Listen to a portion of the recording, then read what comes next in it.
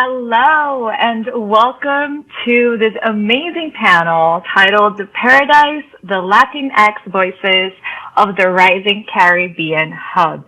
Thank you so much for joining us. We're so excited. And if you're wondering, what does that mean? Well, Puerto Rico is poised to become a global model for innovation in entrepreneurship. This U.S. territory's vibrant startup ecosystem and growing community of entrepreneurs gives light and opportunity to a sector of founders that has long been overlooked, Latinx women. As Digital Undivided expands its reach to Puerto Rico, today we sit down with local founders to discuss the opportunities presented in Puerto Rico's growing entrepreneurial ecosystem. And of course, the resources organizations like Digital Undivided will activate to aid the advancements of Latinx women entrepreneurs. I'm Bettina Maestre, the programs manager here at Digital Undivided. And today I am joined by three amazing Latinx women who are changing innovation and changing the world one step at a time. So please say hello to Tommy Hernandez. Tommy is a fashion designer with over 20 years of experience. And she decided to use her experience not only as a maker, but to teach others on how to create clothes and swimwear, but also to become entrepreneurs and launch their fashion business. Her online fashion academy, Serena Patterns, has over 1,700 students around the world. Hi, Tommy. Hi, Bettina. Hi, everyone. So pleased to be here. Great to have you. Next up is Suhaili Sepulveda, co-founder of Guilty. Suhaili is an attorney turned entrepreneur. She had a successful career as a corporate attorney, but decided to launch Guilty 2017 right after Hurricane Maria. Since then, she has been accepted to the most important startups in Puerto Rico and Latin America, but most importantly, she's revolutionizing the way Puerto Rican women dress, and even more so, perceive their wardrobe and their clothing, which, by the way, I'm wearing that shirt today, so thank you, Suhaili, for this. Hi, Bettina. Hi, everyone. I'm super pleased and happy and honored, actually, to be here. And I'm super grateful that I get to share my experience along with these women that I really admire. Awesome. And last but most definitely not least is Marie Santini, founder and CEO of Pinta. Marie Santini is a Puerto Rican marketing expert and nail enthusiast. For over 8 years, she worked as a marketing director in the retail industry. But after noticing the lack of quality products for non-professional nail junkies like myself, she decided to make her hobby her full-time job. And so now she is the proud founder of Pinta, a nail and personal care brand. So thank you for making my nails possible as well. Thank you, Bettina. Thank you guys for having me here. I am so excited. It's really an honor to be here with you guys. No, this is such an amazing panel. I'm so excited for this conversation. I know all the three of you have different experiences, different backgrounds, and the reasons why you decided to become entrepreneurs is very different. So this is exactly why we need to have this conversation today. So let's get this off. So for many, Puerto Rico may not be the first place that comes to mind when thinking of innovation and entrepreneurship. You probably think of Puerto Rico to go on a vacation, let's go on the beach, but we are so much more than that. And this territory's entrepreneurial landscape is actively maturing. How has the startup ecosystem for each of you in Puerto Rico evolved over the years? Yeah, tell me. Well, in my case, I started my first business, a fashion line, 22 years ago. I started fashion in New York and then came back, and I had no idea how to start a business. I just knew I wanted to sell my designs to people. So at that moment, there was no Google. Internet was really slow, and there were not, that I know of, any fashion or any incubators or accelerator programs, something that nowadays in Puerto Rico we have a lot. Actually, we have programs where people from all over the world come to get their businesses started. And definitely the collaboration vibe has changed. Initially, people never wanted to share their contacts, never wanted to help other entrepreneurs because they thought they were going to steal their idea. And nowadays, the startup ecosystem has changed drastically, and people ask me for contacts. I ask other people for contacts, and we just help each other, and everyone's happy. Yeah. So Hailey. I mean, for me, it has changed dramatically. I think a few years ago, the idea of having your own business or your own company, for that matter, was just crazy. It's not something that you get to learn at school or at college, for that matter. But for me, I think that as a generation, we have become increasingly aware of the importance of doing things on our own, to take things on our hand, and we have become increasingly aware of the importance of, that we need to make changes on our own instead of waiting things to happen or wait for the government to make it happen, for example. And I don't know, I think that right now you see a lot of people with this eagerness, with this drive, with this ambition of getting things done.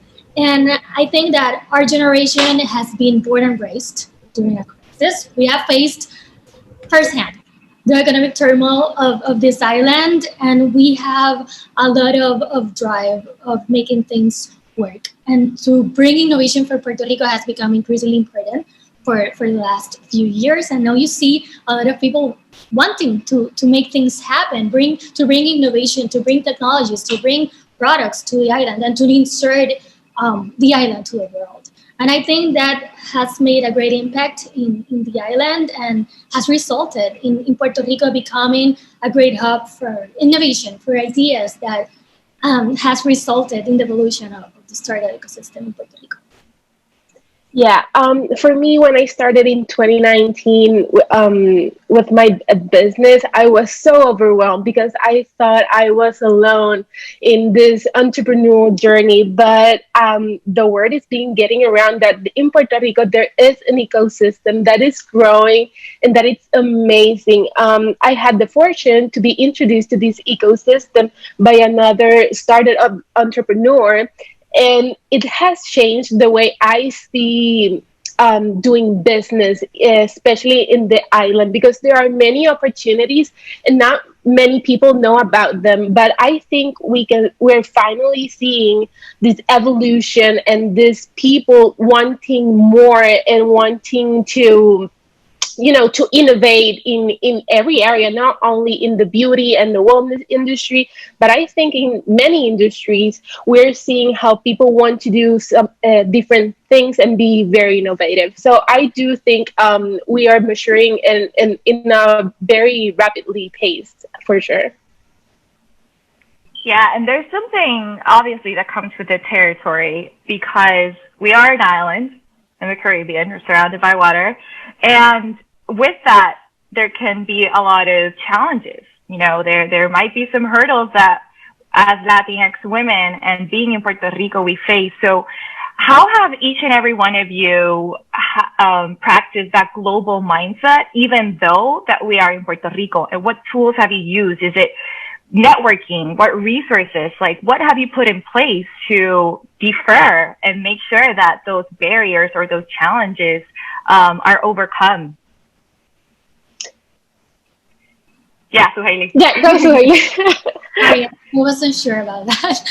I mean, from the very first time I get to understand this startup ecosystem, I understood at the same time that the 100 per 35 mindset is not something that we should be looking at. And we need to think global. We need to think about collaborations. We need to be thinking about how we can insert ourselves in the global landscape.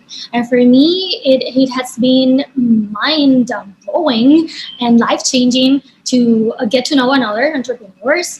And I say I get to know them, but for me, getting to know them is probably, listening to a podcast and trying to understand the journey about another entrepreneur, because sometimes we think that we are on our own, with our own challenges and so forth. But thinking that at the same time we are just one, we are going through the same struggles, we are going through the same things, and sometimes having the time to just listen to another people's stories has impacted me a lot, and make me think that I can be that person that can do a lot of great things as well. Not because I'm in Puerto Rico, it means that I have to just limit myself to do something in Puerto Rico.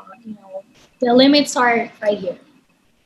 Yeah, for sure. For me, just as Suhaili said, listening to other entrepreneurs' stories of how they started or how they had these ideas that are amazing and that can compete worldwide, it's really life changing for me, and it has changed my mindset for sure.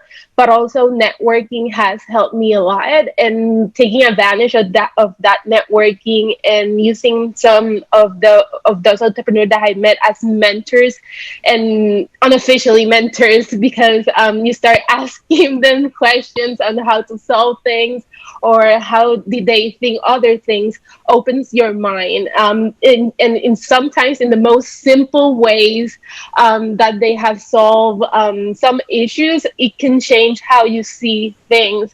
And definitely, just as Suhaili said too, looking what is outside Puerto Rico, not focusing only in what's here, in what's out there in the world, helps a lot too, because it doesn't limit you and when you're creating stuff, for sure. In Very my well said. case, I'm sorry. In my case, having that global mindset was the most important thing. I think Suhaili's business and Inmaris is also the first one in Puerto Rico. I founded the first sewing pattern company in Puerto Rico, so we did not have a local president that we could go and see their offices and see how the layout and see how they do things. So definitely having virtual mentors, keep learning online courses. I take online courses about online courses, which sounds weird, but it definitely helps. And podcasts we have to continue educating ourselves. And nowadays technology can help us, instead of going to trade shows like I used to do, investing lots of money and having to travel. Technology makes us everyone connected, like we are connected right now in different cities and different countries. Yeah, great point. And on the other hand, right, you've all talked about how robust our ecosystem here is, and the resources that we have in place. But as women in Puerto Rico, what do you think is most needed to drive entrepreneurship forward? I think. Oh, sorry. Go ahead. I think that supporting other small business, for me as an entrepreneur, if I can give back all the help I have been given, that's really important. And I think we can do the change as entrepreneurs is to give back and support, be partners with other entrepreneurs, creating creative partnerships. That's really essential to drive more women into the entrepreneur and the ecosystem, for sure. Tell me, you were going to say something. Just like Mari said, women helping women. We have to keep helping each other. Especially, we had the advantage to get an education. There's lots of women in Puerto Rico and around the world that haven't had that opportunity. And for me, single moms, it's a big cause. It's something that I'm eager to help with. And I dream of having a fashion incubator so we can prepare women that do not have, that haven't even finished high school in the art of sewing and pattern making, so they can start their own fashion businesses, even if they haven't had the privilege that we all have had. Yeah, I'm going to be pretty emphatic about this because I strongly believe that we really need to bridge the gap between men and women at all levels. And we really need to bring women to the table, to bring women to where decisions are made. Because there's no way that we can lift each other if we are not where decisions are being made. So let's say you're pitching your business, your women-oriented business, for example, to investors. And they are all men, and they don't get it. They won't get it because they're not like you. They're not gonna use your product. They can't relate to the product, to your business, to your whatever. And then you don't get the investment. Not because you don't deserve it, but because it's, you get lost in translation. And that means a lot. That means that we need more women investors. We need more women entrepreneurs. We need more women business mentors. We need more women in leading positions in government, bringing products, leading companies, leading industries, because that's the only way we can really, really, really lift each other one day at a time, one partnership at a time, one idea at a time. So that's really, really important for me. Amen. Yeah. all the claps. No, and I also have to say, I've been in this ecosystem. I work with Digital Undivided, but I'm based in Puerto Rico, and I've been here in this ecosystem for quite a few years. And one thing that I have seen that's very constant, which I think goes to Haley's point, is that women really support women here. And I have firsthand experience in women being for example, that big challenge that you said to Haley about maybe, going and do a pitch to investors and they're all men. That process, you will find a woman that relates to you. And we're very big on sharing our stories. And that is one thing here that, is a good thing to have. We're a small island. Basically, everyone kind of knows themselves. If you don't know them, you know their cousin, you know their uncle, you know someone that knows them. And we are big on being hey, I'll do that intro for you. Even if you meet that one person, we are always the first ones to be I'll do the intro for you. I'll connect you with the people you need. Let's bounce off ideas. Let's have the conversation. So share our struggles. We're not fearful in sharing our struggles. So I think that's one of the key things that for women in Puerto Rico, women entrepreneurs in Puerto Rico, is something that really sets us apart and something that I think is a really amazing thing to have. So being in Puerto Rico, it does have its own sets of challenges that come with nature, right? Because of where we're positioned. Hurricanes are a thing, earthquakes are a thing, even basic things as sometimes losing power randomly are a thing. So Haley, you launched your business in 2017, right after Hurricane Maria. And I don't think we have to say too much about Hurricane Maria. We all know it was tough. We were without power, without basic supplies, without electricity for a long time. So from your experience, how has crisis motivated you as an entrepreneur in Puerto Rico? Dramatically. I would say that Hurricane Maria was a defining moment for us. Individually and as a country, as an island. We get to learn the hard way that we're stronger than we thought we are. And most importantly, that we are not made for giving up. Above all, we get to learn the hard way that we love this island more than we think, and with all our heart and soul.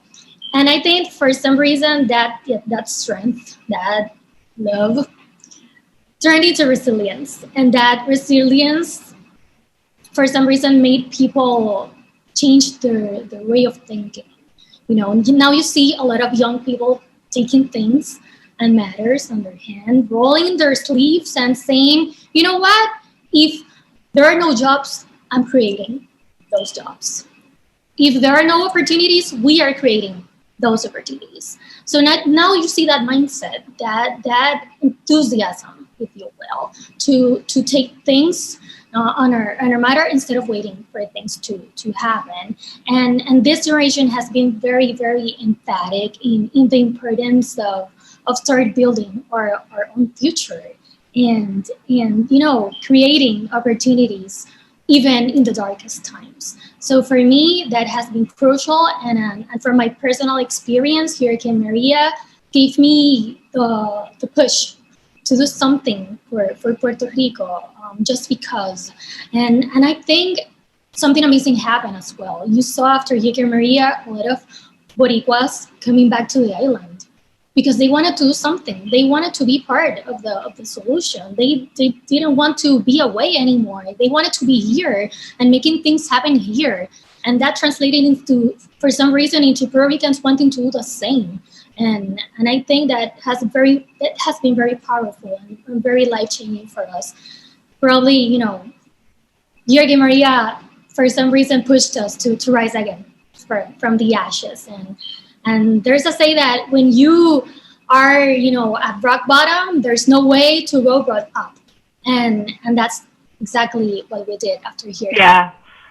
I think it definitely prepared you for what it actually means to be an entrepreneur. And I think you're ready for any change, anything that comes with that. So definitely. And Tommy, you as the founder of Sirena Patterns, you have been published in various magazines in Europe. You have clients all over the world. So what opportunities have you identified for tech-enabled startups in Puerto Rico?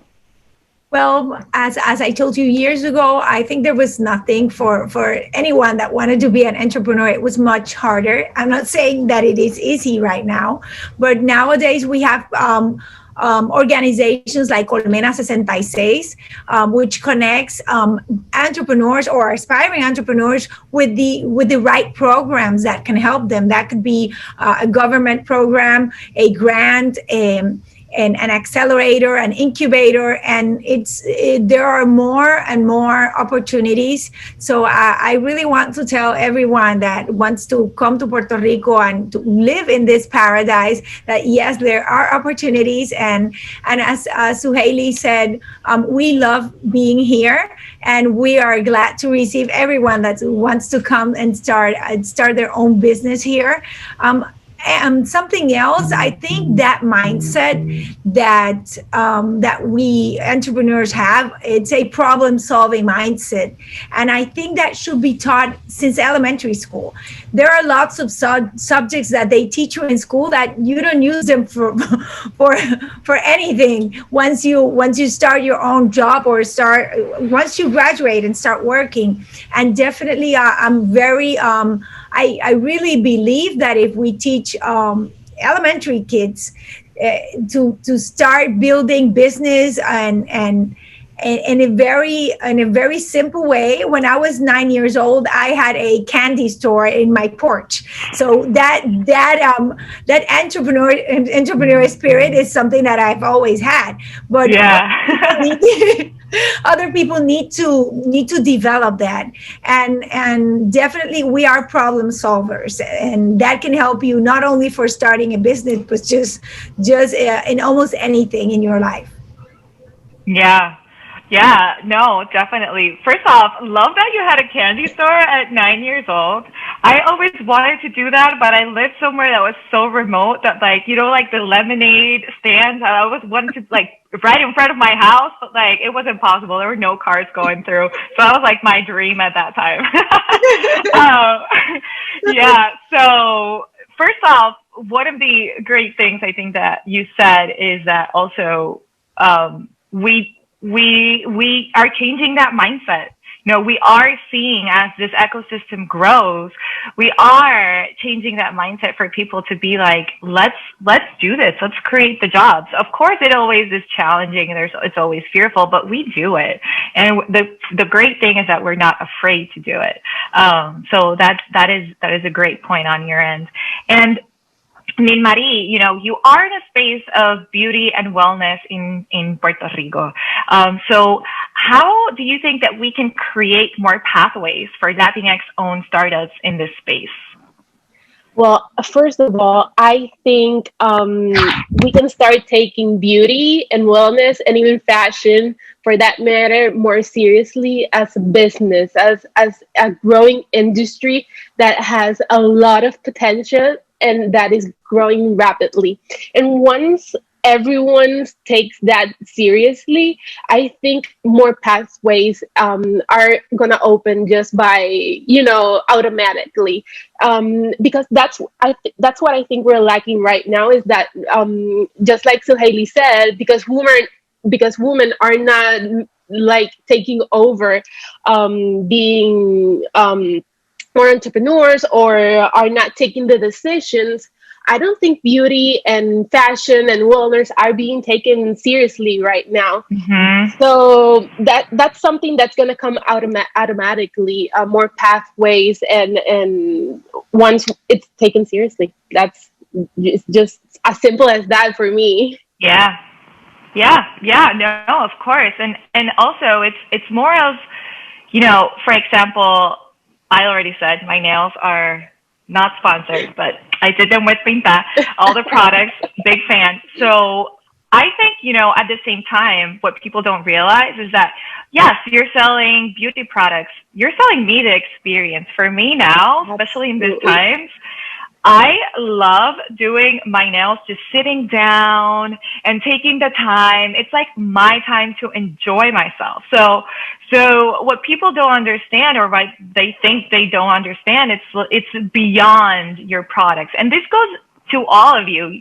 Tommy, you're selling the experience, the knowledge to actually get them to do all this bathing suits and learn how to do swimwear and learn how to sew. I myself, I have to get on it. I'm still trying to figure out how to sew a button. So I am one of those people that needs to get that, and with Suhaili, Suhaili knows I've been using Guilty for a while now. And even in quarantine times, I'm still working from home. For me, it's like, I love waking up and having that shirt already, not being like, what I have to wear today, exploring with my options, exploring with my style, and you make that possible.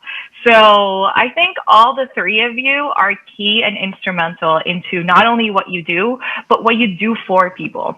And I think that's also key, also in this ecosystem, because there's a lot of things that are coming from this island, a lot of founders that are starting as well. So I think that is, beyond what we do, especially in the space that all of you are in. So with this said, I would love for Tommy, tell me something that you would like for people to take away from this conversation today. From, what would you like to say to all the people that are listening to us today? Well, do not underestimate women. We can do as many things as men, and not because you come from a small island and you don't have a perfect English accent, that doesn't mean you cannot be a good entrepreneur and you cannot be successful. Yeah, that is, 100%. Main Mari, same question for you. I think I want women to embrace who they are, embrace their ideas, and not be afraid to do what they love and make it their full-time job. I made my hobby my full-time job. I know Tommy made what she loves to do her job, and I know Suhaili that she loves fashion. She makes it her job. So don't be afraid to do what you do 24/7, because it's so gratifying to do that. And don't be afraid. And if you get overwhelmed, just listen to other entrepreneur stories, listen to good podcasts, and just DM the entrepreneurs you admire, because they probably want to help you and give back what they receive. Yeah. And before we go to Suhaili for that same question, Nin Marie, where do you go as a founder yourself? Where do you find these people to reach out to? Yeah, well, I do listen to a lot of podcasts. One of those that I would recommend, where I listened to Tommy and Suhaili for the first time, it was Mentores en Línea. They have so many great stories of Latin entrepreneurs. It's one of my favorite podcasts, but there are also many books that have stories. I forgot one that I read a few months ago that it's just stories of entrepreneurs that went through everything that I've been going through. And so listening to those stories is really eye-opening, and it calms you down, and it's, focus you. Oh, okay, well, it's not happening to me only. It's happening to everyone else. So maybe I can do what they did, and or ask around. So yeah, don't be scared to reach out those people that you admire. Yeah, I love that podcast. And usually something that also works for me is that after I hear that podcast, I go to that person's profile on LinkedIn and I'm messaging them like right there and then. I'm like, LinkedIn here like works wonders. So, yeah. So Haley, same question as I asked Tommy and Nimari. What do you want people to take away from this conversation that we have had today? Each and every person has the ability to become an entrepreneur. If you're a hardworking person, if you're a problem solver, if you like things be done your own way and you are willing and able to work for them, you can be an entrepreneur. You know, I am an attorney, and this was, something unexpected that happened to me. I never in my wildest dream I thought I would become an entrepreneur, that I'd be running my own business. And even though I loved what I studied for a career, I had the call and felt the need to do something on my own. And for me, and as I said before, 2017 was a turning point in that. And sometimes we tend to limit ourselves because of what we studied, because of our career, because of our skill set or whatever. But you know what? You get to learn on the ride. I mean, yeah. you get to it's like you're running and you're walking and starting to run at the same time, and it's a very hardworking and intense career, if you will, but it's the most gratifying thing you can do for yourself. So don't limit yourself. Don't limit yourself because of your career, because of whatever someone tells you that you should or should not be. You can do whatever you want to do each and every day as long as you work for it. Love that. Love that. And funny enough, I relate to that so much because, I'm also an attorney by training. And yes, I went to school. Yes, I love it. And then, my life shifted in many ways. And that happens a lot here. And, sometimes our own fears are, am I capable because I didn't go to school for this? Or, maybe in Marie, you're like, I like to do my nails, but I don't know how to start a business. Yeah, probably so, but you figured it out, and we all did, and we all do. So that's, I think, one of the few secrets I say as an entrepreneur is just, you'll figure it out. So, so thank you all of you for being here. I have enjoyed this conversation so much. Last but not least, where can we find you?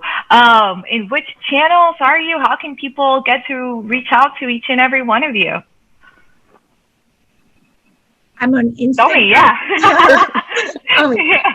I'm on Instagram as Sirena Patterns, and on Facebook as Sirena Patterns. On Facebook, we teach every Monday at 11 a.m. Puerto Rico time. We teach free sewing lessons. They're in Spanish though, but on Instagram, everything's in English, and of course on YouTube, Sirena Patterns.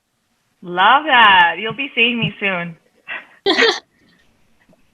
Marie, where can we find you?